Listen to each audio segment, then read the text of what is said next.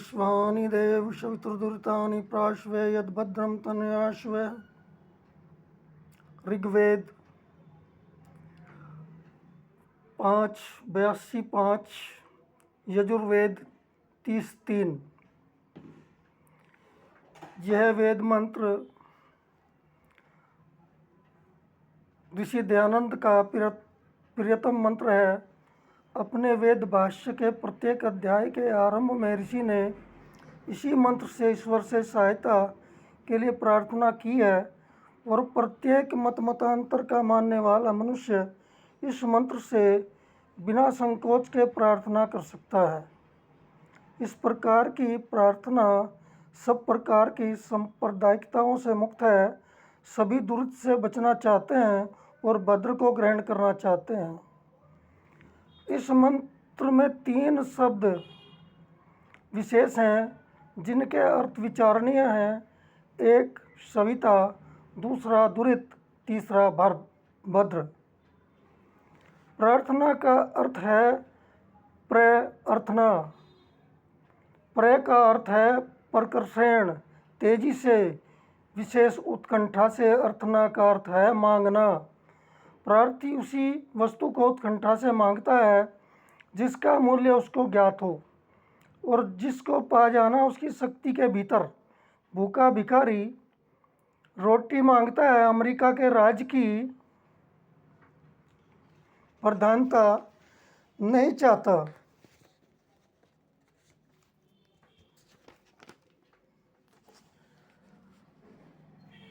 अज्ञात या अप्राप्य वस्तु की कल्पना हो सकती है, कभी कभी इच्छा भी, परंतु इसको प्रार्थना नहीं कह सकते। प्रार्थना के लिए आंतरिक उत्कंठा या विह्वलता आवश्यक है। उसके लिए यह जानने की आवश्यकता है कि वह क्या वस्तु है जिसकी हमको मांग है। बच्चा भूख से व्याकुल होकर चिल्लाता है, यह उसकी सबसे सच्ची प्रार्थना होती है। अर्थ बिना समझे प्रार्थना करना अपने आप को धोखा देना है। जिस वस्तु को तुम जानते ही नहीं उसको प्राप्त करने की इच्छा ही कैसे हो सकती है, और यदि वह वस्तु प्राप्त भी हो जाए तो उससे तुमको क्या लाभ हो सकता है। संसार में लोग मोक्ष या स्वर्ग के लिए सबसे अधिक प्रार्थनाएं करते हैं। मैं नहीं जानते कि मोक्ष क्या वस्तु है या स्वर्ग कैसा और कहाँ है, इसलिए ऐसी अज्ञात प्रार्थनाएं मोक्ष के स्थान में बंद और स्वर्ग के स्थान में नरक की प्राप्ति कराती हैं।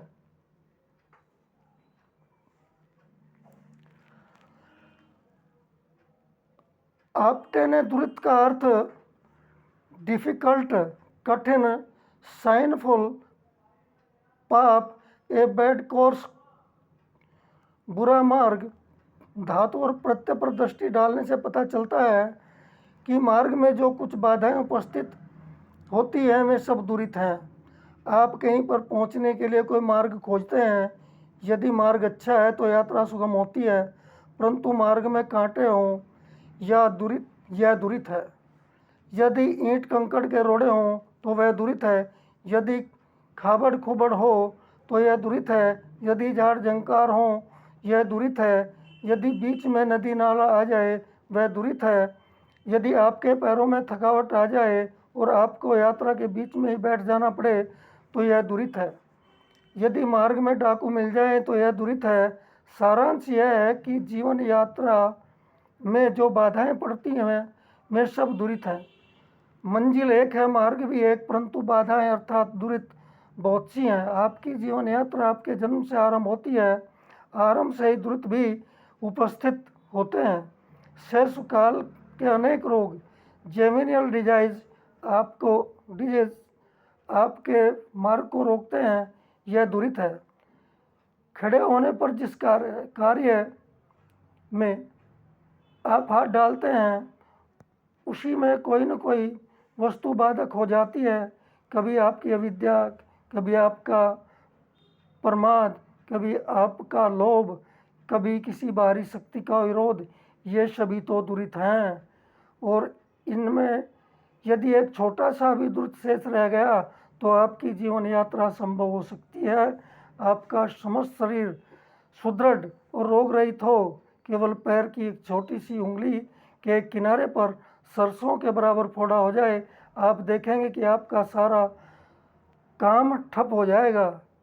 यदि आप राजा हैं और अपने किले की दीवारें बहुत चौड़ी और मजबूत बनाई हैं, आपने जिनको तोड़ना किसी भी शत्रु के बल से बाहर की बात है। यदि आपके किले के कई मील के सुदृढ़ घेरे में एक स्थान पर एक हाथ की एक कमज़ोर जगह छूट गई तो उस हाथ भर जगह में होकर भी शत्रु प्रवेश कर सकता है तथा आपका साम्राज्य एक क्षण में अस्त व्यस्त हो सकता है। इसलिए वेद में दुरितानी के साथ विश्वानी विशेषण लगाया गया। आप जब भगवान से दुरितों के लिए प्रार्थना करते हैं तो विश्वानी शब्द पर विशेष बल देते हैं। यह शब्द गंगा प्रसाद उपाध्याय जी के हैं। वेद प्रवचन उनकी पुस्तक से लिए गए हैं। वाणी मेरी है। आज हमारी बेटी नेहा का जन्मदिन है।